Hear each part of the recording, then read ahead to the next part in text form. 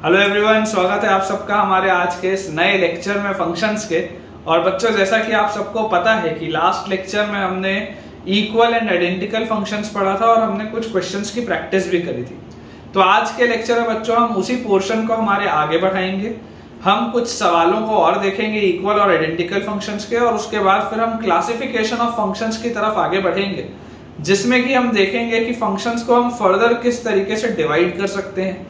One one mapping क्या होती है, मेनी वन मैपिंग क्या होती है, इंजेक्टिव फंक्शन किसे बोलते हैं, बाइजेक्टिव फंक्शन क्या होता है, सरजेक्टिव फंक्शन क्या होता है, ऑन टू फंक्शन क्या होता है। ये बहुत सारी टर्मिनोलॉजीज हैं जिसकी चर्चा हम आज के लेक्चर में बच्चों करने वाले हैं। So without wasting any time let us start with today's lecture. So बच्चों, जैसा आप देख सकते हैं कि हमारे सामने पहला हमारा सवाल लिखा हुआ है। आज का फर्स्ट क्वेश्चन हमारे पास बोलता है which of the following functions have the same range. इनमें से जो चार फंक्शन लिखे हुए हैं, चारों में किसका रेंज सेम है। Where bracketed x denotes the greatest integer function and fractional denotes the fractional part function. ये मुझे दिए हुए चार अलग अलग फंक्शन fx, gx, hx और lx। अगर आप में से किसी को अप्रोच करना हो तो आप इस सवाल में बच्चों एक आध मिनट के लिए वीडियो पॉज करके खुद भी अप्रोच करके सोच सकते हैं कि किसका रेंज सेम है। अदरवाइज आप वीडियो रिज्यूम रख के आंसर्स देख सकते हैं। अब इस सवाल में बच्चों अगर हम ध्यान से देखें तो हमें दिखाई देता है, अगर हम पहले वाले की बात करें fx, तो सिग्नम के आगे अंडर रूट लगा है और उसके बाद लिखा हुआ है log of mod x by x और इसका बेस है ब्रैकेटेड x। अब मुझे पता है कि क्योंकि ये ब्रैकेटेड x जो है, ध्यान से देखिएगा, क्योंकि ये ब्रैकेटेड x जो है, ये ब्रैकेटेड x कहां पर है, बेस पर है। ये वाला ब्रैकेटेड x बेस पर है। तो मुझे तो पता है कि यार बेस जो होता है बच्चों, बेस कभी भी 0 भी नहीं हो सकता, 1 भी नहीं हो सकता। बेस तो पॉजिटिव होता है और बेस कभी भी 0 भी नहीं हो सकता, 1 भी नहीं हो सकता। और मुझे ये भी पता है कि ब्रैकेटेड फंक्शन तो हमेशा ही एक इंटीजर आंसर देता है। ब्रैकेटेड फंक्शन हमेशा एक इंटीजर आंसर देता है। तो कितने बच्चों को ये बात समझ में आती है कि यार x को तो ना यहां से मैं देख के बोल सकता हूं कि यार x को तो ना 2 या उससे बड़ा होना पड़ेगा। क्योंकि आप सोच के देखो, अगर x नेगेटिव हुआ तो नेगेटिव होने पे ब्रैकेटेड नेगेटिव हो जाएगा, बेस नेगेटिव हो नहीं सकता। अगर x 0 हुआ तो बेस 0 हो जाएगा। अगर x 0 से 1 के बीच में कुछ भी हुआ तब भी बेस हमेशा 0 होगा, क्योंकि ये ग्रेटेस्ट इंटीजर फंक्शन। अगर x 1 हुआ तब भी गड़बड़ है। अगर x 1 से 2 के बीच में कुछ भी हुआ तब भी गलत हो जाएगा। क्यों? क्योंकि उसका ब्रैकेटेड हमेशा ही 1 दे देगा। इसका मतलब x को हमेशा 2 या उससे बड़ा होना पड़ेगा, क्योंकि 2 या उससे बड़े पर ही यहाँ पे ब्रैकेटेड वैलिड हो। तो अगर ये वाली चीज बच्चों मैं बोलता हूं तो यहां से आप देखिए, अगर x हमेशा 2 या उससे बड़ा हो गया, इसका मतलब mod x जो होगा, mod x तो क्या होगा, पॉजिटिव होगा। क्योंकि x 2 या उससे बड़ा हो गया तो mod x क्या हो जाएगा, mod x पॉजिटिव हो जाएगा। तो यहां से बच्चों मुझे क्या चीज समझ में आती है कि ये बेसिकली लिखा क्या हुआ है, fx is equal to signum of under root of log के आगे। अब देखो, अगर mod x पॉजिटिव है तो x by x तो कट जाएगा, 1 हो जाएगा, और यहाँ पर ब्रैकेटेड x लिखे रहने तो क्या फर्क पड़ा। और जैसे ही log के अंदर 1 आया तो log के अंदर 1 आते ही तो ये तो पूरी की पूरी चीज क्या हो गई, 0। और सिग्नम ऑफ 0 क्या होता है, 0। मतलब कि fx तो सॉल्व होके हमेशा ही क्या आएगा, 0 आएगा। तो उसकी रेंज में कितने एलिमेंट्स है, केवल एक एलिमेंट है, विच इज 0।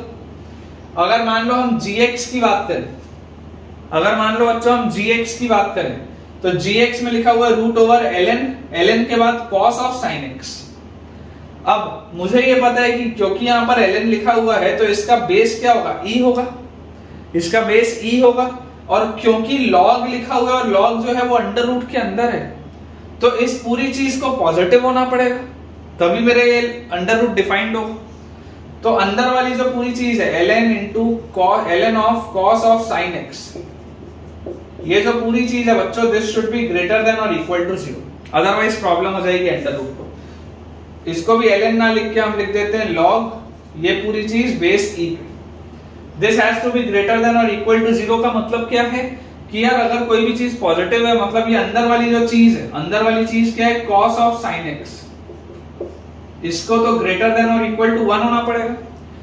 क्योंकि दोनों बेस और नंबर जब 1 से बड़े होते हैं या 1 से छोटे होते हैं तब log ओवरऑल जो होता है वो पॉजिटिव होता है। तो इसको तो 1 से बड़ा होना पड़ेगा या ये 1 के बराबर हो जाएगा, तो ये 0 के इक्वल आ जाएगा।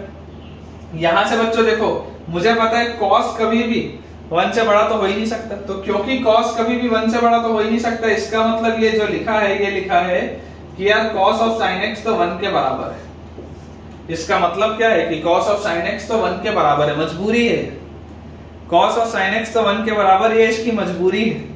अब अगर आपको डोमेन निकालने बोला गया होता तो आप डोमेन तो निकाल लेते कि sin x को 2n पाई होना पड़ेगा, क्योंकि cos ऑफ 2n पाई जो होता है वो 1 होता है। यहां से आप सॉल्व अपना कर सकते थे, लेकिन मुझे क्या बोला गया है, मुझे बच्चों ये बोला गया कि आपको इसका रेंज बताओ। तो अगर बच्चों मुझे इसका रेंज पूछा जा रहा है, यहां से तो देखो sin x क्या होगा, sin x का वैल्यू 2n पाई के बराबर होगा, क्योंकि cos ऑफ 2n पाई 1 होता है। पर क्योंकि मुझे रेंज पूछा गया तो देखो मुझे हमेशा के लिए ये बात पता चल गई कि cos ऑफ sin x अगर 1 आ गया, अगर cos ऑफ sin x 1 आ गया, मतलब ये अंदर वाली पूरी चीज तो क्या लिखी है, अंदर वाली पूरी चीज 1 लिखी, और log ऑफ 1 क्या होता है, 0 होता है। तो ये भी जो पूरी चीज है ये भी सॉल्व होके हमेशा ही क्या आ रही है, 0 आ रही है। पहला वाला भी हमेशा सॉल्व होके 0 आ रहा है, दूसरा वाला भी हमेशा सॉल्व होके 0 आ रहा है।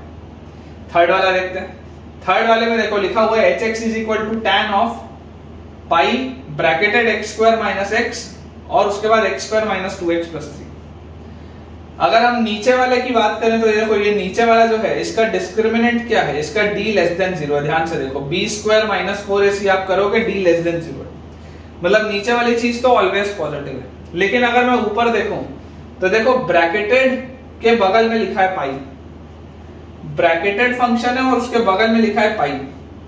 मुझे पता है कि ब्रैकेटेड फंक्शन हमेशा सॉल्व होके क्या आंसर देता है, एक इंटीजर आंसर देता है। तो अगर ब्रैकेटेड फंक्शन बच्चों सॉल्व होके हमेशा एक इंटीजर आंसर देता है तो tan of integral multiple of pi क्या होता है।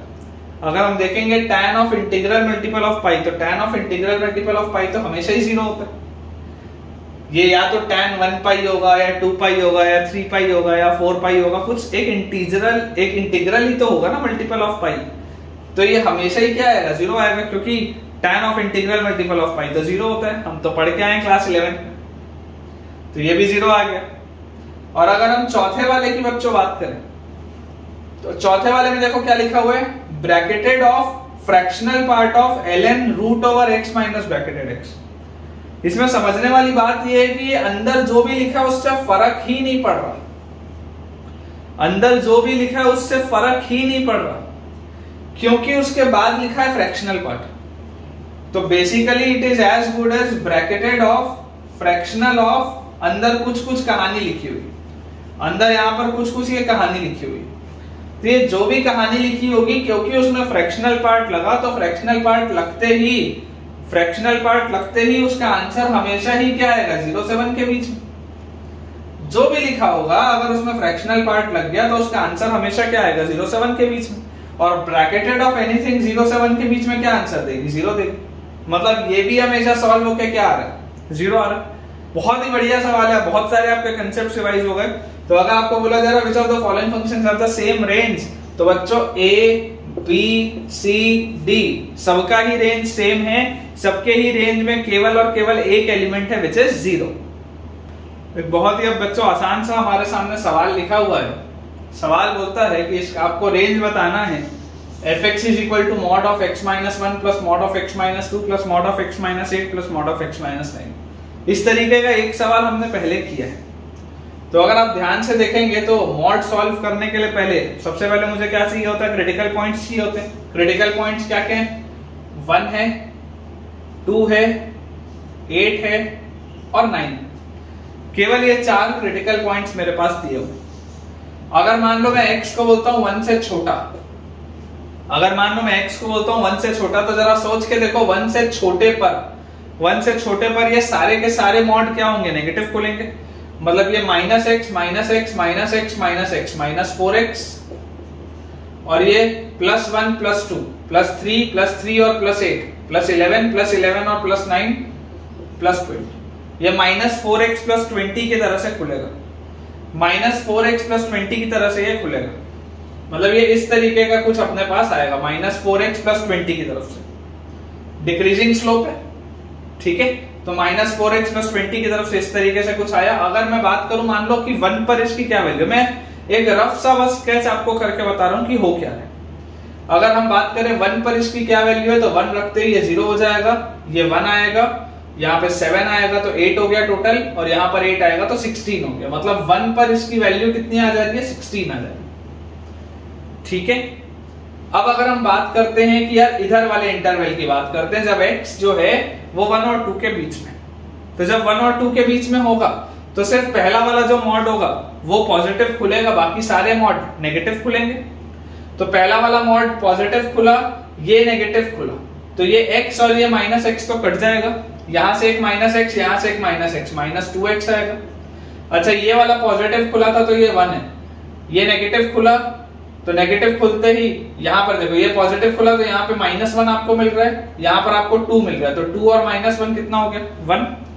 1 और 8 कितना आ जाएगा आपके पास, 1 और 8 आ जाएगा 9, 9 और 9 आपके पास आ जाएगा 18। एक बार और देख लेते हैं, देखो मैं आपको दोबारा बता रहा हूं, ये वाला आपका पहला वाला जो मॉड है, पहला वाला आपका बच्चों मॉड खुल रहा है पॉजिटिव, और उसके बाद वाला जो मॉड है 1 से 2 के बीच में है, तो बाकी सारे के सारे मॉड कैसे खुलेंगे, नेगेटिव खुलेंगे।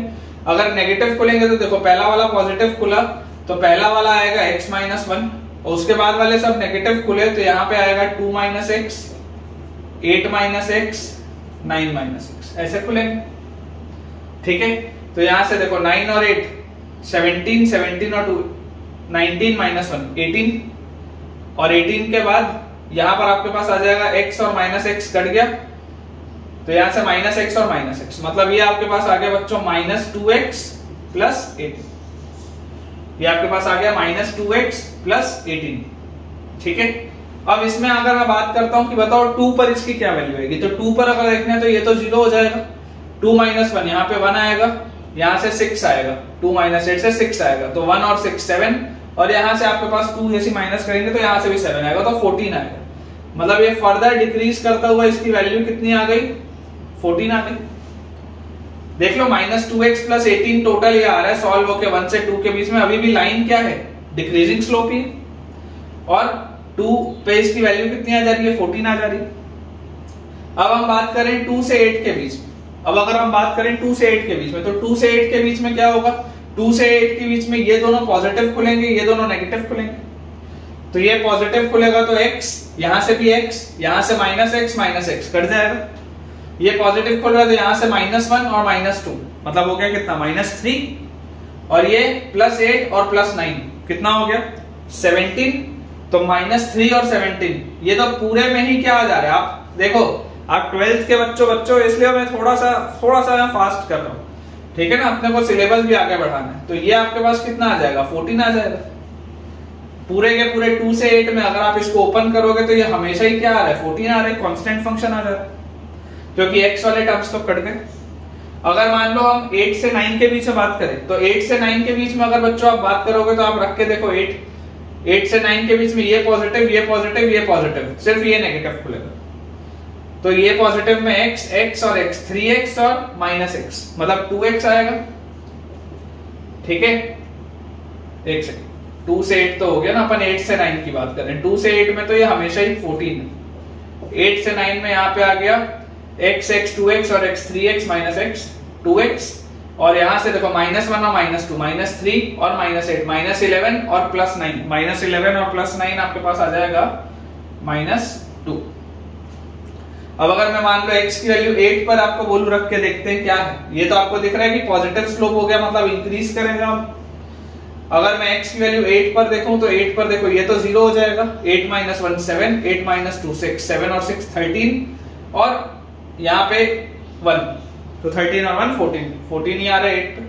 9 पे अगर हम बात करें तो देखो 9 रखोगे आप, तो 9 रखते ही ये तो 0 हो जाएगा, 9 - 1 8, 9 - 2 7, 8 और 7 15 और 1 16, 9 पे वैल्यू आपके पास आ जा रही है 16। और अगर मैं 9 से बड़ा लेता हूं तो 9 से बड़ा लेने पर क्या होगा बच्चों, 9 से बड़ा लेने पर सारे ही मॉड पॉजिटिव खुलेंगे, तो x और x कितना हो गया 4x, और -1 -2 -3 और -8 -11 और -9 -11, तो ये ग्राफ फर्दर इंक्रीज हो जाए। तो बेसिकली इस ग्राफ का मिनिमम वैल्यू कहां पर आ रहा है, मिनिमम वैल्यू इसका आ रहा है 2 से 8 के बीच में, मिनिमम वैल्यू इसका आ रहा है 2 से 8 के बीच में, और मिनिमम वैल्यू है कितना, वो मिनिमम वैल्यू है 14, और मैक्सिमम वैल्यू कितना है, मैक्सिमम वैल्यू इसका जा रहा है इंफिनिटी की तरफ, मतलब कि अगर मुझे इस सवाल का रेंज पूछा जाएगा बच्चों, तो इसका range will be close bracket 14 से इंफिनिटी, क्लोज ब्रैकेट 14 से इंफिनिटी, क्योंकि 14 या उससे ये हमेशा ही बड़ा है।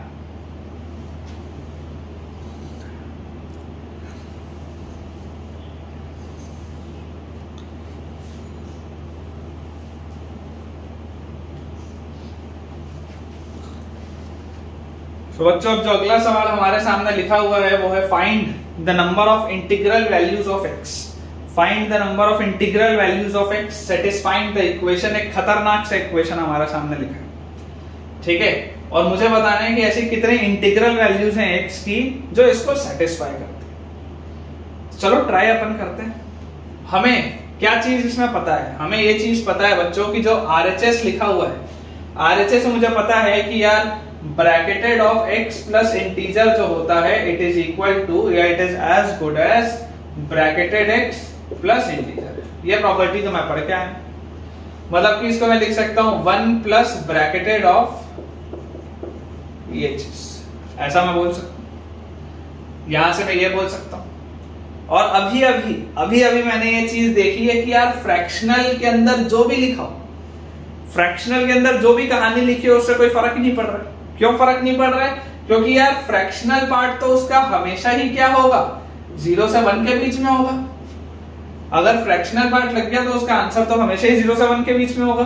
और इसका भी ब्रैकेटेड लगा है, इसका भी ब्रैकेटेड लगा है, तो यार ये तो हमेशा ही क्या हो जाएगा, 0 हो जाएगा। अभी मैंने देखा है 2 सवाल पहले, ये तो हमेशा ही 0 हो जाएगा। मतलब मेरा RHS जो लिखा हुआ है वो तो क्या लिखा है, RHS 1 लिखा हुआ है, RHS 1 लिखा हुआ है। और LHS में देखो क्या लिखा है, signum of bracketed of 15 by 1 plus x। ये मेरे पास बच्चों सवाल है। Signum of a particular quantity is equal to 1। तो सिग्नम फंक्शन 1 कब होता है? सिग्नम फंक्शन 1 तब होता है जब अंदर वाली क्वांटिटी पॉजिटिव होती है। मतलब कि bracketed of 15 upon 1 plus x square must be a positive quantity. ये मैं सेफली बोल सकता हूं that it must be a positive quantity, क्योंकि अगर ये पॉजिटिव क्वांटिटी नहीं होगा तो उसका सिग्नम 1 आ ही नहीं सकता। अब मेरे पास है bracketed of a function is greater than 0।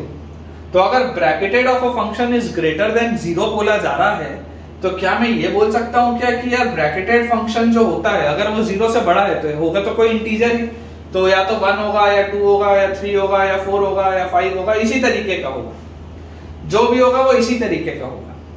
मतलब can I say that 15 upon 1 plus x square, अंदर वाली जो चीज है देखो ब्रैकेटेड, पूरे के पूरे ब्रैकेटेड की वैल्यू क्या आएगी, 1 2 3 4 या कुछ ऐसी आएगी।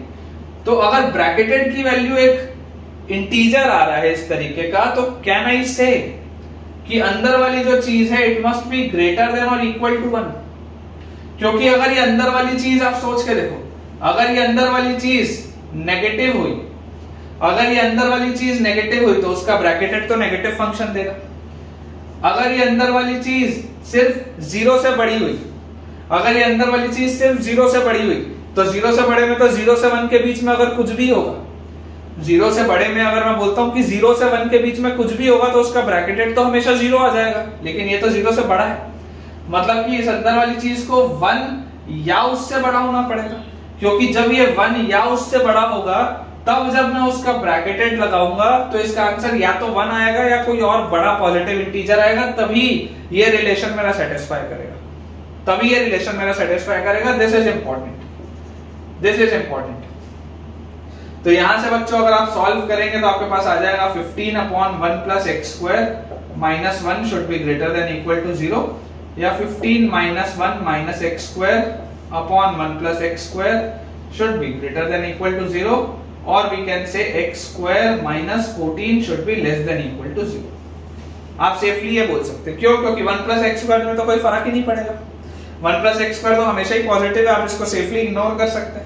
तो x square minus 14 is less than equal to 0, मतलब x minus under root 14 into x plus under root of 14 should be less than equal to 0। Number line minus root 14 plus root 14, positive negative positive, और क्योंकि ये less than equal to 0 बोल रहा है, मतलब कि minus under root of 14 से लेकर प्लस अंडर रूट ऑफ 14 तक आपका x बिलोंग करता है। ये हुआ इसका डोमेन, ये हुआ इसका डोमेन। और मुझे पूछा जा रहा है कि how many integral values are there. तो आप जरा सोच के देखो, under root of 14, under root of 14 क्या होता है बच्चों? अंडर रूट ऑफ 14 होता है 3 पॉइंट समथिंग, क्योंकि अंडर रूट ऑफ 9 3 होता है, अंडर रूट ऑफ 16 4 होता है, अंडर रूट ऑफ 14 उनके बीच में है, तो ये 3 और 4 के बीच में होगा। This is 3 point something. तो क्योंकि ये 3 पॉइंट समथिंग माइनस से लेकर 3 पॉइंट समथिंग प्लस तक जा रहा है, तो number of integral values will be -3, -2, -1, 0, 1, 2 and 3. These are the 7 integral values. Number of integral values, answer will be 7. These are the 7 integral values जो इसको सेटिस्फाई कर रही हैं, जिसके लिए रिलेशन सही होगा।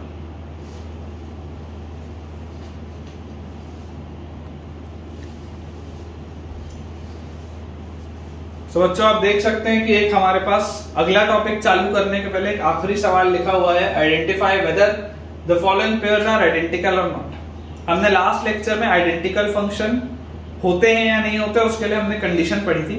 कंडीशन बच्चों ये बोलती थी कि दो फंक्शंस को इक्वल या आइडेंटिकल, दो फंक्शंस को इक्वल या आइडेंटिकल हम सिर्फ और सिर्फ तब कह सकते थे जब दोनों की डोमेन भी सेम हो और दोनों की रेंज भी सेम हो, या हम ये बोल सकते हैं कि दोनों ही फंक्शंस का ग्राफ हूबहू एक जैसा हो। या हम बच्चों ये बोल सकते हैं कि दोनों ही फंक्शंस का ग्राफ हूबहू एक जैसा हो। सिर्फ और सिर्फ उस सिचुएशन में बच्चों हमारे पास दो फंक्शंस को आइडेंटिकल कहा जा सकता था, अदरवाइज दो फंक्शंस को हम आइडेंटिकल नहीं बोल सकते थे। तो अगर हम बात करें अभी इसकी, तो हमारे पास देखो पहला सवाल है cot square x into cos square x और दूसरा है cot square minus cos square.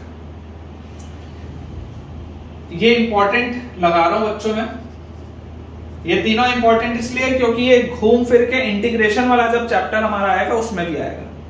Integration में भी हमें इन चीजों को पढ़ना है, ठीक है ना। तो इसलिए मैं आपको अभी इंपॉर्टेंट यहां पर लगा दे रहा हूं। अगर हम मान लो बोलते हैं कि cot square x into cos square x और cot square x minus cos square x, तो सबसे पहले हम देखते हैं डोमेन की बात करते हैं। डोमेन आप मुझे बताइए, देखिए cos तो हमेशा ही डिफाइंड है, cos को तो कोई प्रॉब्लम ही नहीं है। प्रॉब्लम आती है cot को। cot कहां कहां पर अनडिफाइंड होता है? cot अनडिफाइंड होता है जब साइन 0 होता है, cot अनडिफाइंड होता है जब साइन 0 होता है। तो अगर मैं cot की बात करूं तो it will be all real numbers except n पाई। जहां जहां पर भी साइन 0 होगा वहां वहां पर प्रॉब्लम आएगी, इसलिए मेरा cot अनडिफाइंड होगा। Same goes with here also, कि यहां पर भी ये तो हमेशा ही डिफाइंड है और ये जो होगा वो all real numbers except n पाई। जहां जहां पर भी मेरे पास साइन 0 हो रहा होगा वहां वहां पर cot अनडिफाइंड होगा। तो ये बात तो समझ में आती है कि दोनों का जो डोमेन है, दोनों का डोमेन सेम है। अब अगर हम बात करें दोनों के रेंज की, अगर हम बात करें बच्चों दोनों के रेंज की, तो पहले तो हमको ये बात समझनी है कि यार क्या ये दोनों सेम फंक्शन लिखे भी हैं या नहीं। क्योंकि यहाँ पर cot square into cos square है, यहाँ पर cot square minus cos square है, दोनों सेम है भी या नहीं, ये सबसे पहली बात है। तो आप बच्चों सोच के देखिए कि क्या इसको मैं ऐसा कर सकता हूं क्या कि इस cos स्क्वायर x को मैं लिख दूं 1 माइनस साइन स्क्वायर x। मान लो अगर मैं इस cos स्क्वायर x को लिख दूं 1 माइनस साइन स्क्वायर x, तो मेरे पास आ जाएगा cot स्क्वायर x इंटू 1, तो आ जाएगा cot square x minus cot square x into sine square x। जैसे मैं करूंगा तो मेरे पास आ जाएगा cos square x। cot square x into sine square x में जैसे करूंगा बच्चों मेरे पास आ जाएगा cos स्क्वायर x। तो आप देख लीजिए ये दोनों सेम है, एक से दूसरे को बनाया जा सकता है। इस वजह से क्योंकि ये दोनों फंक्शंस ही सेम है तो दोनों का रेंज भी ऑब्वियसली सेम आएगा, इसलिए दीज आर आइडेंटिकल फंक्शंस। ये दोनों के दोनों ही आइडेंटिकल है, दे आर आइडेंटिकल फंक्शंस। इसको आप ऐसे भी देखो, इसको मैंने इंपॉर्टेंट क्यों बोला था, क्योंकि जब आप इंटीग्रेशन पढ़ोगे ना बच्चों, तो इंटीग्रेशन वाले पोर्शन में आपके पास आएगा integrate cot square x into cos square x dx, ये आएगा सवाल। और ये सवाल आपका फंस जाएगा क्योंकि डायरेक्टली आप इसको नहीं कर पाओगे। तो ऐसे वाली स्थिति में मैं इसको ये लिख सकता हूं और आराम से इंटीग्रेट कर सकता हूं, यहां आएगा, घूम फिर के आएगा ये सवाल, ठीक है, इसको ध्यान रखना।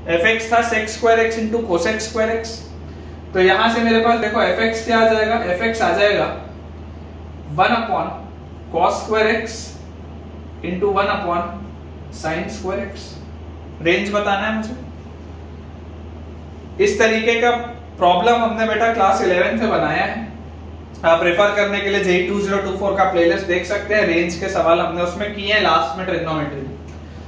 अगर मैं 4 से मल्टीप्लाई डिवाइड कर दूं तो मेरे पास आ जाएगा डिनोमिनेटर में 4 sin square x into cos square x, जिसको मैं लिख सकता हूं 4 upon 2 sin x cos x का होल स्क्वायर है तो sin square 2x ये लिखा हुआ। या इसको मैं लिख सकता हूं 4 cosec square 2x। ठीक है, और cosec square 2x जो है ये चलेगा बच्चों 1 से इंफिनिटी तक, क्योंकि कोसेक थीटा का जो फंक्शन होता है वो 1 से इंफिनिटी चलता है। स्क्वायर लगा तो 1 से इंफिनिटी चलेगा, नेगेटिव वैल्यूज तो लेगा नहीं। 4 से मल्टीप्लाई हो जाएगा तो इसका रेंज आ जाएगा क्लोज ब्रैकेट 4 से इंफिनिटी, क्योंकि ये 4 से मल्टीप्लाइड है तो इसका रेंज आ जाएगा क्लोज ब्रैकेट 4 से इंफिनिटी। तो ये तो हो गया बच्चों अपना तीसरा वाला सवाल। चौथा वाला सवाल है sec square x minus tan square x और gx में है 1।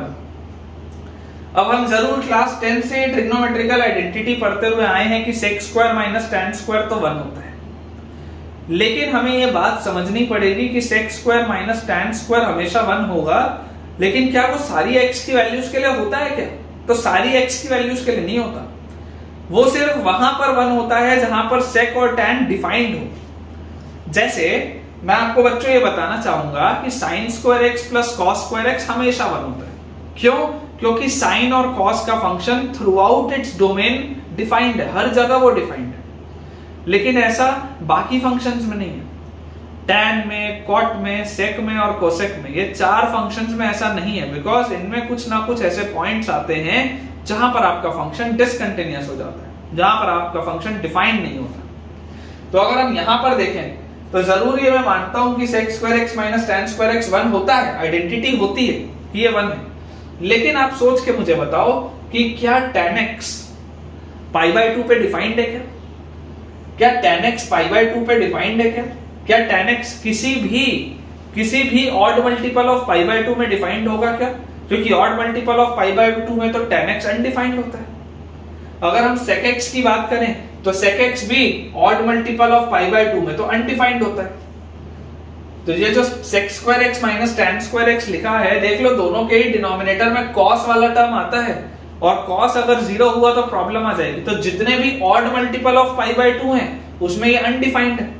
तो बेसिकली इसका डोमेन क्या है? अगर आप मुझे बोलेंगे कि सर आप इसका मुझे डोमेन बताइए, तो मैं इसका आपको डोमेन बोलूंगा all real numbers except odd multiple of pi by 2। मुझे हटाना पड़ेगा सबको, क्योंकि मैं जैसे ही पाई बाय 2 या 3 पाई बाय 2 या 5 पाई बाय 2 या 7 पाई बाय 2 कुछ भी रखूंगा तो प्रॉब्लम आएगी, ये तो वहां अनडिफाइंड हो जाएगा। लेकिन सिर्फ 1 लिखा है, तो यहां पर तो इसका डोमेन क्या आएगा? इसका डोमेन तो ऑल रियल नंबर्स आएगा। क्यों? क्योंकि ये तो x के इंडिपेंडेंट है, इसमें तो तुम जो भी x को रखना है वो रखो, ये तो हमेशा ही 1 है। लेकिन यहां पर डोमेन अलग है, यहां पर डोमेन अलग है, इसलिए ये वाला जो फंक्शन है ये आइडेंटिकल फंक्शन नहीं होगा। This fourth combination is not an identical function. अगर हम 5वें वाले की बच्चों बात करें, tan x into cot x sin x into cosec x, अब आप बोलोगे कि sir tan x into cot x तो 1 होता है, sin x into cosec x भी 1 होता है, तो ये तो आइडेंटिकल होने चाहिए।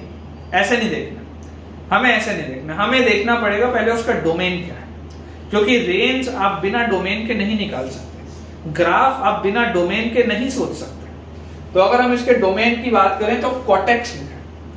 cot x मतलब cos by sin, cos by sin मतलब all real numbers except n पाई, all real numbers except n पाई, ये आ गया cot x का डोमेन। tan x का डोमेन आ जाएगा all real numbers except odd multiple of pi by 2, all real numbers except odd multiple of pi by 2। तो अगर मैं वापस से देखो दोनों को क्लब करूं, अगर मैं मान लो बच्चों वापस से देखो दोनों को क्लब करूं, तो all real numbers except odd multiple of pi by 2 ये बोल रहा है और ये n पाई बोल रहा है, तो दोनों को क्लब करके बच्चों मैं डायरेक्टली ये बात बोल सकता हूं कि इसका जो मेरे पास डोमेन आएगा वो आएगा all real numbers except n pi by 2। मुझे पाई बाय 2 के सारे ही इंटीग्रल मल्टीपल्स हटाने पड़ेंगे, क्योंकि पाई बाय 2 के इवन मल्टीपल्स क्या होंगे, पाई, 2 पाई, 3 पाई, 4 पाई इस फॉर्मेट के होंगे, वो इसके लिए हटेंगे। और इसके ऑड मल्टीपल्स कितने होंगे, पाई by 2, 3 pi by 2, 5 pi by 2, 7 pi by 2, वो सब इसके लिए हटेंगे। तो यहाँ पे आ गया all real numbers except n pi by 2। यहाँ पर अगर आप देखोगे तो यहाँ पर देखो कोसेक और साइन, तो साइन तो सब जगह डिफाइंड है लेकिन कोसेक सब जगह डिफाइंड नहीं है। कोसेक के लिए आपको ऑल रियल नंबर्स एक्सेप्ट पाई के इंटीग्रल मल्टीपल्स हटाने पड़ेंगे सारे के सारे। तो देखो दोनों का डोमेन अलग अलग है, दोनों का डोमेन अलग अलग है। इसका डोमेन है all real numbers except n pi by 2, इसका डोमेन है all real numbers except n पाई। तो ये दोनों ही आइडेंटिकल फंक्शंस नहीं होंगे। हो सकता है किसी बच्चे को डाउट है, हो सकता है किसी बच्चे को डाउट है कि नहीं सर इससे तो नहीं समझ में आया, कुछ और तरीका है क्या सोचने का। तो आप देखो ये बोल रहा है, gx बोल रहा है कि सारे रियल नंबर्स में से आप n पाई के सारे फॉर्मेट हटा दो, सारे प्रोफाइल हटा दो n पाई के। लेकिन ये बोल रहा है कि आप सर ऑल रियल नंबर्स में से सिर्फ और सिर्फ पाई बाय 2 के इंटीग्रल मल्टीपल्स हटाओ। तो मैं आपको इसमें ये बोलूंगा कि इसको सिर्फ पाई बाय 2 के इंटीग्रल मल्टीपल से प्रॉब्लम है, लेकिन इसको तो नहीं है। मतलब आप सोच के देखो, अगर आप पाई बाय 2 रखोगे, अगर आप दोनों जगह पाई बाय 2 रखोगे तो पाई बाय 2 से इसको प्रॉब्लम नहीं है। क्यों? क्योंकि इसको तो पाई के इंटीग्रल मल्टीपल से प्रॉब्लम है, पाई बाय 2 से इसको प्रॉब्लम नहीं है। क्योंकि पाई बाय 2 अगर मैं रखूंगा तो साइन पाई बाय 2 और कोसेक पाई बाय 2 डिफाइंड है, इसका आंसर 1 आएगा। लेकिन क्या मैं पाई बाय 2 इसमें रख सकता हूं क्या? तो पाई बाय 2 मैं इसमें नहीं रख सकता। क्यों? क्योंकि पाई बाय 2 रखते ही tan तो मेरा अनडिफाइंड हो जाएगा। तो पाई बाय 2 पे देख लो ये डिफाइंड नहीं है लेकिन ये डिफाइंड है, तो दोनों का डोमेन अलग अलग है। Since their domain is different, therefore these functions are not identical. Last वाला सवाल बच्चों हमने पिछले लेक्चर में भी किया था। मैंने पिछले लेक्चर में भी आपको बोला था कि यार आप तो x की जगह 0 रख के देख लो, x की जगह आप 0 रखोगे तो प्रॉब्लम नहीं आएगी, मतलब प्रॉब्लम आ जाएगी। आप इसी तरीके से देखो, दोबारा समझने की कोशिश करो। अगर मैं tan x की बात करूं तो tan x का डोमेन क्या है? tan x का डोमेन है all real numbers except odd multiple of pi by 2। ये tan x का डोमेन है। बहुत सिंपल से सवाल है, बस चीजों को याद करने के लिए। ये tan x का डोमेन है all real numbers except odd multiple of pi by 2। मतलब कि जितने भी पाई बाय 2 के ऑड मल्टीपल होंगे हमको सारे हटाने पड़ेंगे, क्योंकि वहां पे cos 0 हो रहा होगा। लेकिन अगर हम cot x के डोमेन की बात करें, cot x के डोमेन की, तो cot x का डोमेन क्या होता है? cot x का डोमेन होता है ऑल रियल नंबर्स एक्सेप्ट जहां जहां पे sin 0 हो रहा होगा, मतलब ये n पाई। ये डोमेन होता है cot x का, ये cot x का डोमेन है। लेकिन अब मुझे ये भी तो देखना है कि इस cot x की वैल्यू 0 भी नहीं होनी चाहिए कहीं पर भी। cot x की वैल्यू देखो, समझो इस बात को, cot x यहां पर तो डिफाइंड भी नहीं है, लेकिन cot x की वैल्यू 0 भी नहीं होनी चाहिए, क्योंकि अगर 0 होगा तो ये पूरा का पूरा gx ही अनडिफाइंड हो जाएगा।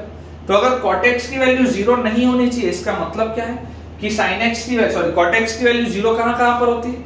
cot x की वैल्यू 0 होती है जब cos x 0 होता है, और जब cos x 0 होता है तो क्या होता है? 2n + 1 पाई बाय 2 होता है। ये भी हटाना पड़ेगा मुझे ये तो हटाना ही था, मुझे ये भी हटाना पड़ेगा। तो दोनों को क्लब करने के लिए देखो, समझो, वापस से बोल रहा हूं, ध्यान से समझो। cot x खुद में कहां पर अनडिफाइंड है?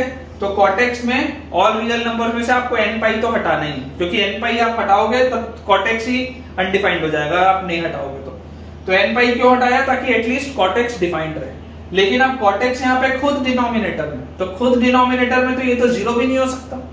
तो अगर ये 0 भी नहीं हो सकता तो ये 0 कहां पर हो रहा था? जहां पर cos 0 हो रहा था, तो वो भी हटाना पड़ा। इन दोनों को अगर मैं क्लब करूंगा तो ये बोल रहा है odd multiple of pi by 2, ये even multiple of pi by 2 है। अगर मैं दोनों को क्लब करूंगा तो जैसा हमने पहले भी किया है, इसका ये पूरे के पूरे gx का जो डोमेन आएगा वो आ जाएगा all real numbers minus n pi by 2। gx का ये डोमेन आ जाएगा। ये जो डोमेन है हमारे पास वो किसका डोमेन है? ये वाला बच्चों हमारे पास डोमेन है fx का। तो अब आप याद करो, मैंने आपको पिछले वाला जब लेक्चर में कराया था तब मैं आपको बोला था कि देखो ये n पाई बाय 2 हटा रहा है, n पाई बाय 2 के फॉर्म की सारी चीजें, और ये सिर्फ 2n + 1 पाई बाय 2 के फॉर्म की चीज हटा रहा है। मतलब कि अगर मान लो मैं x = n पाई रखूं, अगर मैं x = n पाई रखूं, कुछ भी रखूं x = n पाई के फॉर्म का, तो इसको प्रॉब्लम आएगी। क्यों? क्योंकि n पाई बाई 2 में जब आप n की जगह 2 रखोगे या 2n रखोगे तो ये इस फॉर्मेट में बना लेगा, तो इसको प्रॉब्लम आएगी। लेकिन n पाई आप जब यहां रखोगे तो इसको प्रॉब्लम नहीं आएगी। क्यों? क्योंकि ये तो पाई बाई 2 के ऑड मल्टीपल्स में बोल रहे हैं। तो हमने लास्ट टाइम पे n को वैल्यू 0 रखा था, तो जब आप x की वैल्यू 0 रखे थे तो tan 0 तो 0 था, लेकिन 1 बाय cot 0 अगर आप कर रहे थे तो 1 बाय cot 0 तो अनडिफाइंड हो जा रहा था, क्योंकि 1 बाय cot 0 तो अनडिफाइंड आपके पास आ जा रहा था। ठीक है ना? तो आप x की जगह अगर n पाई रखेंगे तो x की जगह पे n पाई रखने पर ये तो आपके पास हमेशा क्या आ जाएगा, ये तो हमेशा 0 आ जाएगा, लेकिन ये हमेशा क्या हो जाएगा, अनडिफाइंड हो जाएगा। ठीक है? इस वजह से ये वाला फंक्शन भी क्या था, नॉट आइडेंटिकल था। ये हमने लास्ट लेक्चर में किया भी था। तो आई होप बच्चों आपको ये आइडेंटिकल नॉट आइडेंटिकल की चीजें बढ़िया से क्लियर हुई होंगी।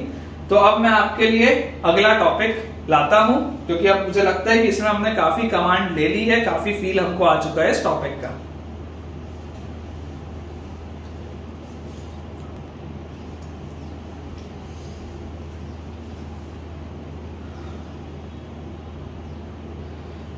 ठीक है बच्चों, तो अब हम अपने नए टॉपिक की तरफ बढ़ते हैं। बहुत एक इंपॉर्टेंट टॉपिक है जिससे सवाल बनते हैं। ठीक है?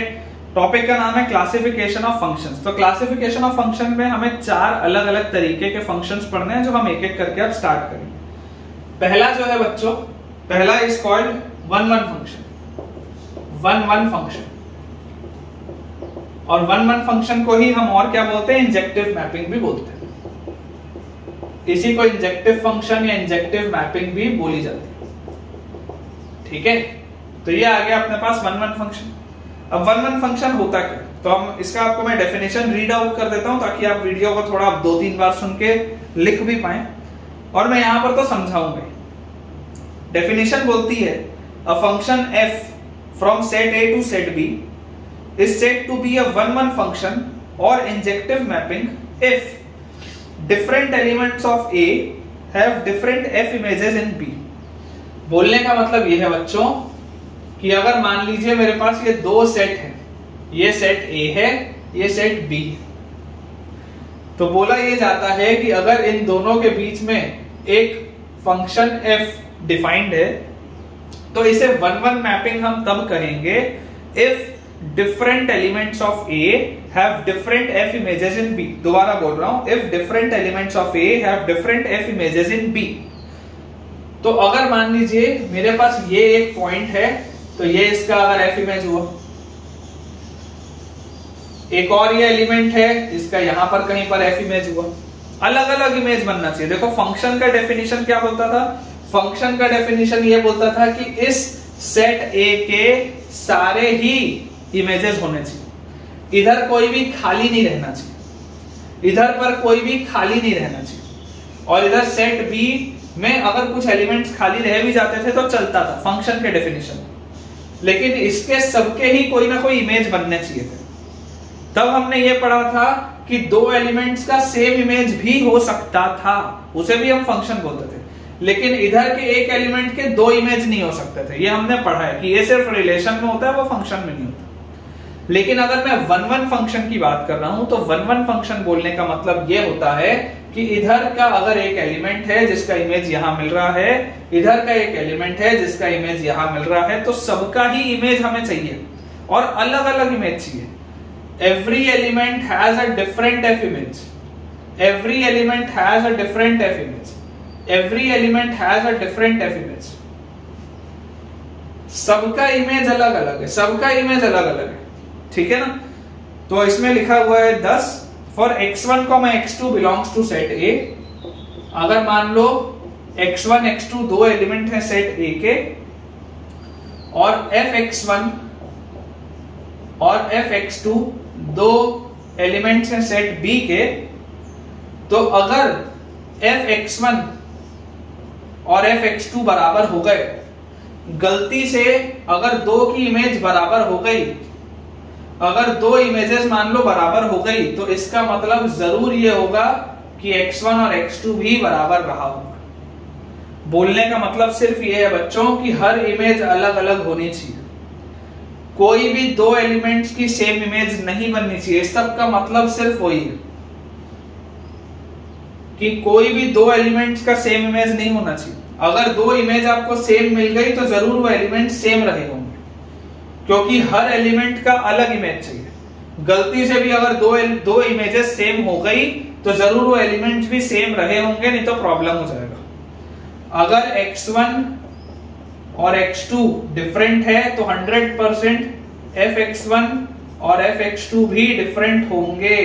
अगर x1 और x2 डिफरेंट है तो 100% fx1 और fx2 भी डिफरेंट होंगे, होना ही होना है। इसे बोला जाता है बच्चों 1-1 मैपिंग, ठीक है, दिस इज कॉल्ड 1-1 मैपिंग। अब इसमें एक नोट पॉइंट है, देखो जरूर यहां पर आपके पास आप ये देख सकते हैं कि या तो ये हो सकता है कि इधर के भी सारे एलिमेंट्स कवर हो जाए, या ऐसा भी हो सकता है कि इसमें कुछ एलिमेंट्स खाली भी रह जाए, चलेगा, कोई दिक्कत नहीं। 1-1 मैपिंग बोलता है कि इधर के एक तो सारे एलिमेंट्स होने चाहिए कवर, अदरवाइज फंक्शन ही नहीं होगा, और इधर के हर एलिमेंट का उधर इमेज अलग मिलना चाहिए, सिर्फ इतना। 1-1 मैपिंग सिर्फ इतना चाहता है कि हर एलिमेंट का आप अलग इमेज हो, किसी भी एलिमेंट का सेम इमेज नहीं होना चाहिए, कोई भी 2 या 3 एलिमेंट्स का सेम इमेज नहीं होना चाहिए, हर एलिमेंट का इमेज अलग होना चाहिए, सिर्फ इतनी सी बात है। यहां पर अगर कुछ पॉइंट्स खाली रह भी जाएं तो चलेगा, कुछ एलिमेंट्स खाली रह भी जाएं उस सेट में तो चलेगा, अगर ना भी रहे तो भी चलेगा, रह जाए तो भी चलेगा, ना भी रहे तो भी चलेगा। 1-1 मैपिंग को इससे कोई फर्क नहीं पड़ रहा है, 1-1 मैपिंग को इससे कोई फर्क नहीं पड़ रहा है, ठीक है। अब हम नोट का बच्चों नोट का एक हम पॉइंट लिखते हैं, नोट पॉइंट बहुत इंपॉर्टेंट है, मैं भी साथ में आपके लिए लिख देता हूं ताकि आपको भी क्लियर है। A continuous function which is always increasing और डिक्रीजिंग, कोई भी एक continuous function, a continuous function which is a continuous function which is always increasing और decreasing, which is always increasing or decreasing in its whole domain, in its whole domain, in its whole domain. A continuous function which is always increasing or decreasing in its whole domain is always 1-1, is always 1-1। वैसा function हमेशा ही 1-1 होता है। अभी मैं आपको graph बना के बताऊंगा, ऐसा फंक्शन हमेशा ही 1-1 होता है। अगला पॉइंट बोलता है a function is 1-1 if and only if a horizontal line intersects it's graph at most 1। अगला पॉइंट बेटा बोलता है, ये तो हमारे पास हो गया पहला पॉइंट। दूसरा पॉइंट बोलता है a function is 1-1, a function is 1-1 if and only if and only if a horizontal line, if and only if a horizontal line intersects its graph, if and only if a horizontal line intersects its graph at most once, ज्यादा से ज्यादा एक बारी कोई भी horizontal line उसके graph को काटनी चाहिए। और एक तीसरा पॉइंट बोलता है दैट अ लीनियर फंक्शन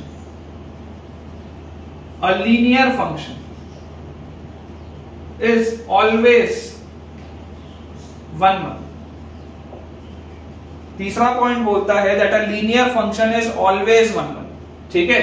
मैं आपके लिए बेटा देखो, आप इस बात को मान के चलिए, मैं आपके लिए बहुत सारे इंस्टीट्यूट्स के मटेरियल, बहुत सारे रेफरेंस बुक के मटेरियल को एक जगह कंसाइज कर रहा हूं ताकि आपके लिए बेस्ट रिजल्ट आ पाए, आपको मल्टीपल चीजों को ना देखना पड़े। बहुत ही जल्द मैं आपके लिए ये भी करने वाला हूं कि मैं अलग से डीपीपीज इंट्रोड्यूस करूंगा आपके लिए टॉपिक वाइज, जिसके आप बेहतरीन प्रैक्टिस कर सकें, ठीक है ना। तो आपके लिए सब कुछ होगा। तो ये सारे पॉइंट्स हमारे पास हैं, हम क्विकली इस पॉइंट्स को, ये वाले पोर्शन को हम रब कर देते हैं, क्योंकि आई बिलीव आपने लिख लिया होगा, ताकि हम अगला अब इसको हम आपको ग्राफ के थ्रू समझा पाए कि हो क्या है, ठीक है। तो अब अपने पास देखिए, अगर हम यहां पर बच्चों बात करें 1-1 फंक्शन की, तो पहला पॉइंट बोलता है continuous function which is always increasing और decreasing in its whole domain. Imagine करो कि आपके पास कोई एक ऐसा फंक्शन, या इमेजिन करो कि आपके पास कोई एक ऐसा फंक्शन, ये वाला फंक्शन हमेशा ही डिक्रीज हो रहा है, जैसे जैसे x इंक्रीज हो रहा है ये फंक्शन डिक्रीज हो रहा है, और ये वाला जो फंक्शन है ये हमेशा ही इंक्रीज हो रहा है, जैसे जैसे आपका x बढ़ता जा रहा है ये वाला फंक्शन इंक्रीज होता जा रहा है। तो बोलने का सेंस क्या है बच्चों? बोलने का सेंस सिर्फ और सिर्फ इतना सा है कि अगर कोई भी एक आपके पास कंटिन्यूअस फंक्शन है, कंटिन्यूअस फंक्शन बोलने का मतलब है जिसको बनाते समय हमको पेन उठाना ना पड़े, जो हर जगह एक साथ डिफाइंड हो, जो कहीं पर भी जहां पे डिसकंटिन्यूटी ना आए कि यहां के बाद ये वैल्यू है फिर ये वैल्यू, ऐसा नहीं होना चाहिए। पेन अगर चलना चालू किया तो रुकना नहीं चाहिए। Continuous function which is always decreasing और इंक्रीजिंग अपने पूरे ही डोमेन में इज ऑलवेज 1 1 बोलने का मतलब एक और क्या है कि a function is 1 1 if and only if a horizontal line intersects its graph at most once। कि अगर आप कभी भी एक हॉरिजॉन्टल लाइन बनाएं, तो वो हॉरिजॉन्टल लाइन उसके ग्राफ को केवल और केवल एक बार ही इंटरसेक्ट करेगी, वो ग्राफ को सिर्फ और सिर्फ एक ही बार इंटरसेक्ट करेगी। ये मतलब है इसका, ठीक है, ये इसका बच्चों मतलब है कि आपको कोई भी x के लिए, जैसे मान लो यहां पर इसने इंटरसेक्ट किया, तो ये वाला आपके पास पॉइंट है, ये यहां पे इंटरसेक्ट हुआ, तो देखो इसके लिए x क्या है ये, और इस x के करस्पॉन्डिंग y क्या मिला, ये मिला, इस x के करस्पॉन्डिंग ये y मिला। अब इमेजिन करो अगर मान लो ऐसा होता, इमेजिन करो अगर कुछ ऐसा ग्राफ होता, तो ऐसे ग्राफ में मान लो अगर मैंने ये हॉरिजॉन्टल लाइन बनाई होती, तो ये हॉरिजॉन्टल लाइन हमारे इसको कितनी बार इंटरसेक्ट कर रही है? एक हॉरिजॉन्टल लाइन हमारे इस वाले ग्राफ को 3 बार इंटरसेक्ट कर रही है, तो ये 1 1 नहीं है, बाय डेफिनेशन ये 1 1 नहीं है। क्यों नहीं है? तो अगर मैं इसको सेट के हिसाब से समझूं, तो देखो ये सेट A है, ये सेट B है, सेट A में एक एलिमेंट ये वाला है मान लो x1, ये वाला एक एलिमेंट है मान लो x2, ये वाला एक एलिमेंट है मान लो x3। तो ये तीनों ही अलग अलग एलिमेंट्स के लिए इमेज कहां मिल रहा है? y का तो एक ही इमेज मिल रहा है, तीनों के लिए y तो सेम है, मतलब ये x1 का भी इमेज इस पे है, x2 का भी इमेज इसी पे है, x3 का भी इमेज इसी पे। तो ये तो 1 1 फंक्शन नहीं रहा। 1 1 फंक्शन तो क्या होता था कि एक एलिमेंट का एक ही इमेज मिलना था, लेकिन यहां तो एक एलिमेंट का एक से ज्यादा इमेज मिल रहा है। देख लो 3 एलिमेंट का सेम इमेज मिल रहा है, तो this is not 1 1 but this is a 1 1 function. क्यों? क्योंकि एक एलिमेंट का एक ही इमेज मिल रहा है, ऐसा और कोई भी एलिमेंट नहीं है इसके डोमेन में जिसके लिए ये f इमेज मिल जाए। इसमें अगर मान लो मैं बोलता हूं कि ये हॉरिजॉन्टल लाइन है, और ये मान लो अगर मैं इसको हॉरिजॉन्टल लाइन बोलता, इसको अगर मैं एक्सिस बोलता, तो ये हॉरिजॉन्टल लाइन के लिए ये एलिमेंट का इमेज यहां मिल रहा होता। तो ऐसा कोई भी एलिमेंट नहीं था जिसके लिए ये वाला इमेज मिलता, ठीक है। तो इसको बेटा कहा जाता है 1 1 फंक्शन। बहुत क्विकली हम बच्चों इसको थोड़ा सा रब कर देते हैं ताकि हम अगली चीज अब और समझ पाए। इसी में हमारे पास अभी एक थर्ड पॉइंट और बचा है, ठीक है ना। 2 पॉइंट मैंने आपको एक्सप्लेन कर दिए हैं, इस पे हम सवाल भी बनाएंगे, इस पे हम बहुत सारे सवालों को बनाने वाले हैं, तो उसमें हमको और चीजें बहुत अच्छे से क्लियर हो जाएंगी, ठीक है। थर्ड वाला जो पॉइंट है बच्चों, थर्ड वाला पॉइंट बोलता है a linear function is always 1 1। Linear function मतलब y is equal to ax plus b के format. This is a linear function, y is equal to ax plus b के फॉर्मेट का, जहां पर a और b क्या है? कांस्टेंट है, a and b are constants. तो एक लीनियर फंक्शन हमेशा ही क्या होता है? 1 1 होता है। क्यों? क्योंकि एक लीनियर फंक्शन का तो जो ग्राफ होता है वो या तो ऐसी वाली कोई स्ट्रेट लाइन होगी या तो ऐसी वाली कोई स्ट्रेट लाइन होगी, तो या तो वो हमेशा इंक्रीजिंग होगा या तो वो हमेशा डिक्रीजिंग होगा, और एक एलिमेंट का एक ही इमेज मिलेगा हमेशा, किसी भी एक एलिमेंट का हमेशा ही एक ही इमेज मिलेगा, ठीक है। तो अ linear function is always 1 1। A linear function is always 1 1। I hope बच्चों आपको 1 1 वाली चीज तो बढ़िया से क्लियर हुई होगी, इसमें आपको कोई डाउट नहीं रहना चाहिए, क्योंकि इसको मैंने बहुत अच्छे से आपको एक्सप्लेन किया है कि 1 1 का मतलब क्या है। आप लोग इसको जरूर नोट डाउन बच्चों करते हुए चलिए। तब तक मैं एक आध इसमें और पॉइंट देख लेता हूं कि अगर हमारे को कराते बन जाए, कोई और पॉइंट छूट तो नहीं रहा। 1-1 उसके बाद जैसे ही खत्म होगा तो फिर हम अगले फंक्शन की तरफ आगे बढ़ेंगे। ठीक है, तो 1-1 फंक्शन में हमने आपको डेफिनेशन बता दी, 1-1 फंक्शन में हमने आपको डायग्राम इसका किस तरीके का होता है वो बता दिया। और नोट पॉइंट में अगर हम देखें तो हमें ये भी दिखाई दे दिया कि 1-1 कहां पर होता है, अगर कोई कंटिन्यूअस फंक्शन हो या अगर वो इंक्रीजिंग और डिक्रीजिंग हो हमेशा अपने डोमेन में, या इसमें हमने देख लिया कि अगर कोई एक लाइन एक्स एक्सिस के पैरेलल है और वो ज्यादा से ज्यादा एक ही बार काटे। उसके बाद हमने देख लिया कि अगर कोई लीनियर फंक्शन हो तो वो भी 1-1 होता है। एक इसमें बच्चों पॉइंट रह गया, वो पॉइंट मैं आपको लिख देता हूं, है ना। अलग अलग मटेरियल में अलग अलग कुछ इंपॉर्टेंट चीजें दी होती हैं, इसको आप डेस्मॉस में भी करके देखिएगा। ठीक है, linear bye linear functions, linear bye linear functions, linear bye linear functions, ये आपने क्लास 11th में क्वाड्रेटिक में भी पढ़ा है, रेंज जब हम निकाल रहे थे। Linear bye linear functions is 1-1, मतलब कि y इज इक्वल टू, मान लो मैं बोल दूं x+2 बाय x+3। इसको अगर आप ग्राफ में प्लॉट करके देखेंगे, ऊपर भी लीनियर नीचे भी linear, linear bye linear function भी जो होता है वो क्या होता है बच्चों, 1-1 होता है। ठीक है, तो आई होप आपको ये वाली चीज ठीक से समझ में आई होगी कि इंजेक्टिव मैपिंग क्या होती है, 1-1 फंक्शन किसको बोलते हैं। इसको पॉइंट को आप याद रखेंगे, याद रखने के लिए अच्छा है। अदरवाइज अगर आप चाहें तो इसको डेस्मॉस में प्लॉट करके भी देख सकते हैं कि उसमें क्या रिजल्ट आ रहा है। तो लीनियर बाय लीनियर फंक्शन भी हमेशा 1-1 होता है। अब 1-1 के बाद इंजेक्टिव मैपिंग के बाद हम पढ़ेंगे मेनी वन फंक्शन, जिसको नॉट इंजेक्टिव भी कहा जाता है।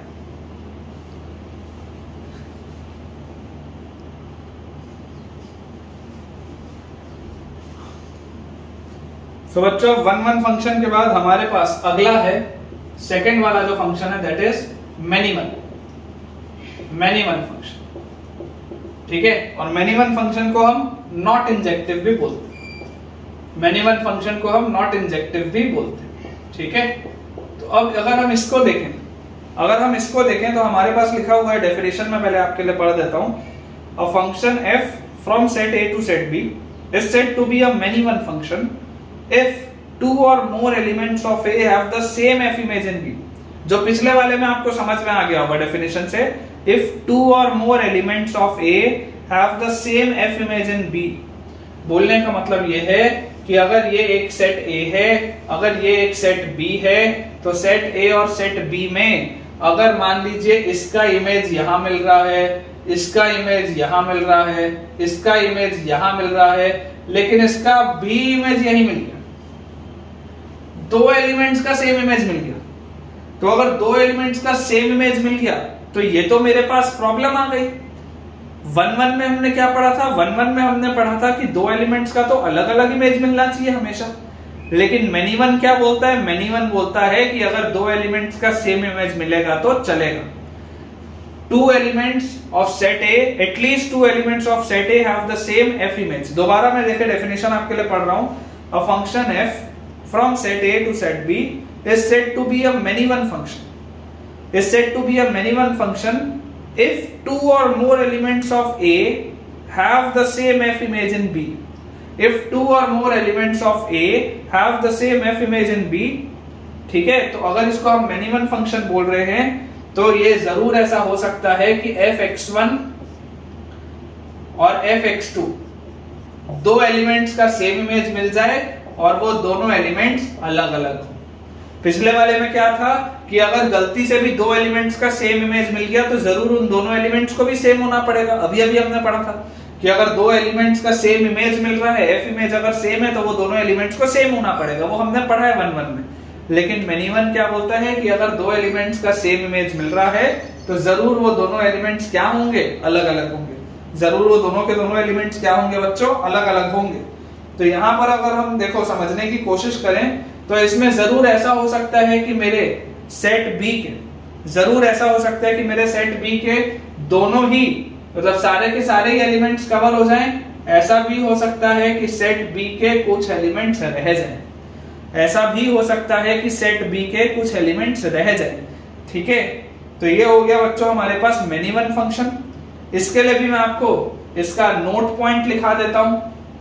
नोट पॉइंट अगर हम इसका देखें तो नोट इसका ये बोलता है any continuous function which has at least one local maximum और लोकल मिनिमम। ये हम पढ़ेंगे, लोकल मैक्सिमा क्या होता है, लोकल मिनिमा क्या होता है, सब कुछ आएगा। लिख देता हूं मैं any continuous function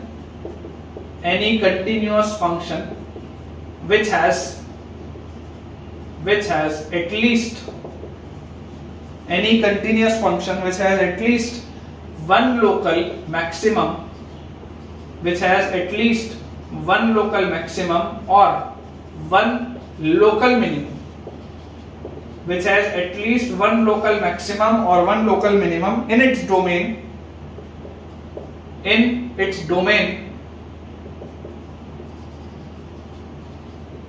is a many one function। कोई भी अगर बच्चों मान लीजिए हमारे पास ऐसा फंक्शन आ गया जिसमें कम से कम कोई एक लोकल मैक्सिमा या लोकल मिनिमा हो। लोकल मैक्सिमा या लोकल मिनिमा बोलने का मतलब क्या होता है कि हमारा ग्राफ कहीं पर एटलीस्ट एक बार तो बढ़े और उतरे, ये हो गया लोकल मैक्सिमम। कहीं तो बढ़े और उतरे, या कहीं तो उतर के बढ़े, या कहीं पर तो उतार चढ़ाव आए इसमें। तो ये इसका हो गया लोकल मैक्सिमा, ये इसका हो गया लोकल मिनिमा, ये इधर का हो गया लोकल मिनिमा, ये इधर का हो गया लोकल मैक्सिमा। अगर आपका कर्व घूम रहा है, इंक्रीजिंग और डिक्रीजिंग तो सीधा सीधा था कि ऑलवेज इंक्रीजिंग है या ऑलवेज डिक्रीजिंग है, लेकिन अगर आपका कर्व घूम रहा है, तो अगर आपका कर्व घूम रहा है तो देखो, अगर आप कोई हॉरिजॉन्टल लाइन बनाओगे तो उस हॉरिजॉन्टल लाइन में देखो ये दो एलिमेंट्स हैं, ये दो एलिमेंट्स हैं जिनका सेम एफ इमेज मिल रहा है। ये देख लो आप, अगर आप कोई भी एक हॉरिजॉन्टल लाइन बनाओगे तो ये दो एलिमेंट्स हैं जिनका सेम एफ इमेज मिल रहा है। इधर पे भी आप देखो, अगर हॉरिजॉन्टल लाइन बनाओगे तो 1 2 3, ये 3 एलिमेंट्स हैं जिनका सेम एफ इमेज मिल रहा है। तो ये हो गया बच्चों पहला नोट पॉइंट कि अगर लोकल मैक्सिमा या लोकल मिनिमा आया तो। दूसरा लिखा हुआ है इफ अ फंक्शन, या ये लिखा है if a line parallel to x axis cuts the graph of the function at least at 2 points. लिख देते हैं अगला पॉइंट भी कि if a line parallel to x axis, cuts the graph, if a line parallel to x axis cuts the graph of the function at least 2 points, कम से कम 2 points पे, कम से कम बच्चों 2 पॉइंट्स पे अगर वो ग्राफ उसको कट कर रहा है, कम से कम 2 पॉइंट्स पे बच्चों अगर वो उसका ग्राफ उसको कट कर रहा है तो वो क्या कहलाएगा, it will be known as a many one function. ठीक है, आई होप बच्चों आपको ये चीज क्लियर हो रही होगी। तो अब हमें समझने वाली बात ये है कि टोटल नंबर ऑफ फंक्शंस जो होते हैं, इस पे देखो सवाल बनेगा, अगले लेक्चर में मैं आपको कराऊंगा। आज के लेक्चर में भी हम बहुत सारा तो और नहीं पढ़ पाएंगे, surjective mapping, not surjective mapping, onto function, into function, ये सब हम अगले लेक्चर में करेंगे। टोटल नंबर ऑफ फंक्शंस जो होते हैं बच्चों, टोटल नंबर ऑफ फंक्शंस या तो 1-1 टाइप के होंगे या तो मेनी वन टाइप के होंगे। या तो 1-1 मैपिंग होगी या तो मेनी वन मैपिंग होगी, उसके अलावा तो कुछ बचा ही नहीं। मान लो अगर मैं आपको बोलता हूं कि टोटल नंबर ऑफ फंक्शन मान लो ए से सेट बी में 20 है। लेट अस सपोज मैं बोलता हूं कि बच्चों total number of function set ए से सेट बी में 20 है, और मैं आपको बोलता हूं कि इसमें ना 1-1 फंक्शन 5 है। तो अगर 1-1 फंक्शन 5 होंगे तो मेनी वन फंक्शन कितने होंगे, तो मेनी वन फंक्शन आपके 15 होंगे। बहुत सीधी सी बात है, क्योंकि अगर मैंने मैपिंग की है तो या तो 1-1 मैपिंग होगी या तो मेनी वन मैपिंग होगी, और तो कुछ बचता ही नहीं है। Either it will be a 1-1 mapping और it will be a many one mapping. तो ये आपके पास हो गए 2 तरीके के मैपिंग्स हमने पढ़ ली। पहली हमने पढ़ी 1-1 मैपिंग, दूसरी हमने पढ़ी many one mapping. Many one mapping में बच्चों मैंने आपको ये वाला पोर्शन करवा दिया है, ठीक है ना, ये वाला मैंने आपको पोर्शन करा दिया है कि इसके नोट पॉइंट्स क्या होते हैं। अब इसमें बच्चों एक बात आपको समझनी जरूरी है। जो समझने वाली बच्चों बात ये है कि अगर कोई भी आप एक पर्टिकुलर फंक्शन की बात कर रहे हैं तो कोई भी एक पर्टिकुलर फंक्शन या तो 1-1 होगा या तो मेनी वन होगा। कई बार बच्चों को ये डाउट होता है कि क्या सर ये फंक्शन 1 1 भी हो सकता है और मैनी वन भी एक साथ हो सकता है क्या? तो नहीं, ऐसा पॉसिबल नहीं है बेटा। एक फंक्शन या तो 1 1 होगा या तो मैनी वन होगा। It can not be both simultaneously, एक साथ वो दोनों नहीं हो सकता। Either a mapping will be known as 1 1 mapping और the mapping will be known as many one mapping. तो इन नोट पॉइंट्स को आई होप बच्चों आपने लिख लिया होगा। इसमें मैं कुछ पोर्शन रब कर देता हूं ताकि हम अगले कुछ पॉइंट्स और कर पाएं और उसके बाद फिर हम अपना आज का लेक्चर वाइंड अप करें। ठीक है, तो ये वाला जो पॉइंट मैंने आपके लिए बच्चों लिखा है कि टोटल नंबर ऑफ फंक्शंस जो होते हैं, टोटल नंबर ऑफ फंक्शंस या तो 1 1 होते हैं या तो मैनी वन होते हैं। इस पर आपको सवाल बनेगा अगले लेक्चर में, इसमें मैं आपको सवाल करवाऊंगा। ठीक है, तो एक बार मैं बाकी जगह भी देख लेता हूं कि हमारा कोई भी पॉइंट रह ना गया हो। तो हमने आपको डायग्राम बता दिया, डेफिनेशन बता दिया, मैनी वन में किस तरीके से लाइन एक्स एक्सिस के पैरेलल वाली कम से कम 2 पॉइंट पे काटती है वो बता दी। उसके बाद हमने ये भी बता दिया आपको कि अगर हमारे पास मान लीजिए एक इंपॉर्टेंट पॉइंट मुझे दिख रहा है, मैं लिख देता हूं, all trigonometric functions, all trigonometric functions in their domain, all trigonometric functions in their domain are many one। सारे के सारे ट्रिग्नोमेट्रिक फंक्शंस जो होते हैं बच्चों अपने डोमेन में वो हमेशा मैनी वन होते हैं। बहुत इजी है समझ पाना। आप साइन का ग्राफ देख लीजिए, हजारों बार करोड़ों बार वो टर्न होता है। कॉस का ग्राफ वैसा ही है, टैन का ग्राफ वैसा ही है। अगर आप कोई भी एक हॉरिजॉन्टल लाइन बनाएंगे तो वो बहुत जगह उसको कट करेगा। वैसे ही सारे के सारे ट्रिग्नोमेट्रिकल फंक्शंस के ग्राफ अपने डोमेन में हमेशा ही क्या होते हैं? मैनी वन होते हैं। ये एक इंपॉर्टेंट पॉइंट मुझे दिख रहा है, ये हमें लिखना चाहिए। उसके बाद एक है all even degree, all even degree polynomials, all even degree polynomials are many one. ये भी बच्चों देखो समझ पाना बहुत इजी है, मैं भी आपको एक्सप्लेन कर देता हूं।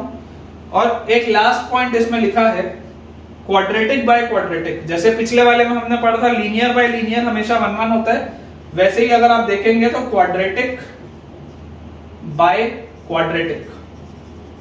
अगर क्वाड्रेटिक बाय क्वाड्रेटिक का फॉर्मेट हमें, अगर ये वाली प्रोफाइल हमें दी हुई है, ये भी हम पढ़े बच्चों क्लास 11th में, with no common factor, with no common factor, quadratic by quadratic with no common factor is many one। quadratic by quadratic क्या होता है बच्चों? many one होता है। ठीक है, तो अब इस पे देखो मैं आपको एक चीज समझा दूं। सारे के सारे ट्रिग्नोमेट्रिकल फंक्शंस जो होते हैं, सारे के सारे ट्रिग्नोमेट्रिकल फंक्शंस जो होते हैं वो मैनी वन होते हैं। तो बहुत इजी पॉइंट है कि आप कोई भी कर्व उठा के देख सकते हैं। अगर आप हॉरिजॉन्टल लाइन बनाएंगे उसके डोमेन में तो वो बहुत ही बार अलग अलग जगह पे कट करेगा। इवन डिग्री पॉलिनोमियल्स और ऑड डिग्री पॉलिनोमियल्स, अगर मान लीजिए आप देखें y = x, ये एक ऑड डिग्री पॉलिनोमियल है। ऑड डिग्री पॉलिनोमियल है जिसका ग्राफ कुछ ऐसा है। मान लीजिए आपके पास लिखा हुआ है y = x³, एक ऑड डिग्री पॉलिनोमियल है जिसका ग्राफ कुछ ऐसा है। ऐसे वाले सारे कर्व जितने भी ऑड डिग्री पॉलिनोमियल होते हैं, आप चाहें तो 1 1 में भी लिख सकते हैं। जितने भी ये ऑड डिग्री पॉलिनोमियल्स होते हैं बच्चों, इन्हें कहा जाता है 1 1 पॉलिनोमियल। ये सब के सब 1 1 है। क्यों? क्योंकि they are always increasing, they are always increasing या ऑलवेज डिक्रीजिंग, जो ये ऑड डिग्री पॉलिनोमियल है। लेकिन अगर हम इवन डिग्री की बात करें, अगर हम इवन डिग्री की बात करें, ऑड डिग्री में भी देखो सारे नहीं होते, सारे के सारे ऑड डिग्री वाले नहीं होते, वहां पे आपसे एरर हो जाएगा।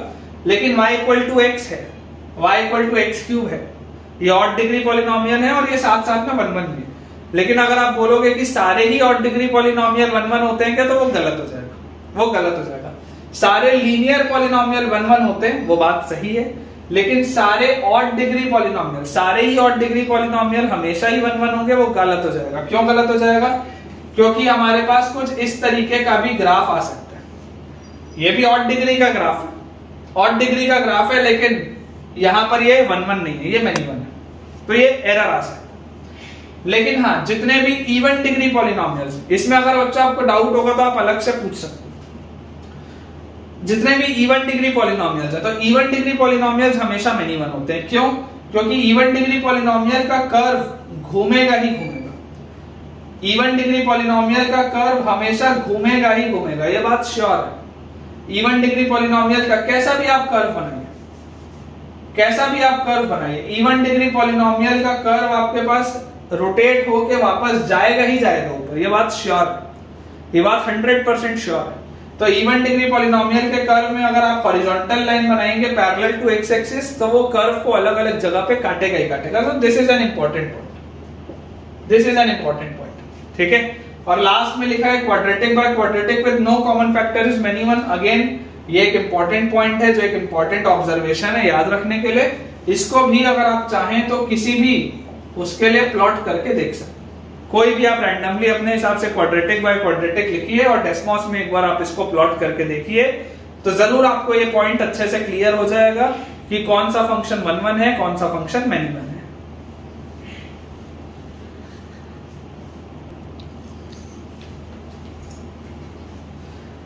तो बच्चों लेक्चर खत्म करने के पहले एक लास्ट छोटा सा मैं एक एग्जांपल आपको लेके बता देता हूं कि 1 1 फंक्शन और मेनी वन फंक्शन के कुछ एग्जांपल्स मैं आपको बता देता हूं ताकि आपके लिए ज्यादा इजी हो, ताकि आपके लिए ज्यादा इजी हो समझना। जैसे 1 1 फंक्शन मान लीजिए अगर मैं आपको बोल दूं fx is equal to x cube plus 1, fx is equal to x cube plus 1, ये एक 1 1 फंक्शन। क्यों 1 1 फंक्शन है? क्योंकि एक्स क्यूब का जो ग्राफ होता है वो ऑब्वियसली, क्योंकि it is always an increasing function और उसमें आपने 1 ऐड कर दिया तो वो पूरा उठ जाएगा।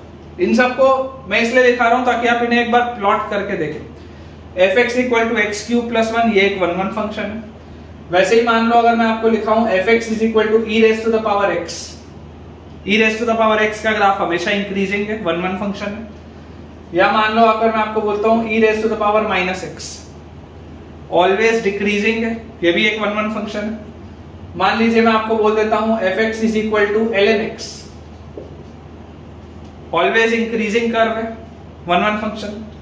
सिमिलरली अगर हम मेनी वन फंक्शन की बात करें, अगर मान लो बच्चों हम मेनी वन फंक्शन की बात करें तो बहुत इजीली आप देख सकते हैं। मान लो मैं बोल दूं fx is equal to greatest integer of x।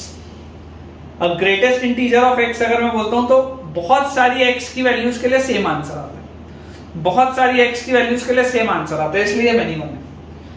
मान लो अगर मैं बोल दूं mod x, तो mod x में भी ये मेनी वन होगा। क्यों? क्योंकि दो अलग अलग x के लिए, प्लस x के लिए भी आंसर x आएगा, माइनस x के लिए भी आंसर x आएगा, सॉल्व होके आंसर वही आएगा। मैं 1 रखूंगा तब भी 1 मिलेगा, माइनस 1 रखूंगा तब भी 1 मिलेगा। ये भी क्या है? एक मेनी वन फंक्शन है। उसके अलावा मान लो अगर मैं कोई भी एक ट्रिग्नोमेट्रिकल फंक्शन उठा के रख दूं, मेनी वन फंक्शन है, अभी पढ़ के आए। मान लीजिए बच्चों मैं इसमें क्वाड्रेटिक एक उठा के रख दूं, इवन डिग्री है, इवन डिग्री है तो मेनी वन फंक्शन है, ठीक है। तो आई होप बच्चों आपको ये बेसिक से पॉइंट क्लियर हुए होंगे कि 1 1 फंक्शन क्या होते हैं, मेनी वन फंक्शन क्या होते हैं। और हमने जो इक्वल और आइडेंटिकल फंक्शंस के भी बात की, जो उस पे हमने आज कुछ सवालों को बनाया, उससे मुझे लगता है कि आपको क्लैरिटी थोड़ी ज्यादा ही होगी। और आज का लेक्चर आपको काफी पसंद भी आया होगा और काफी डिटेल्ड भी था आज का लेक्चर। तो आपको आज का लेक्चर अगर पसंद आया तो जरूर वीडियो को लाइक करें और अपने दोस्तों के साथ उसको शेयर भी करें और अपनी पढ़ाई आप बहुत अच्छे से करते रहिए। Thank you.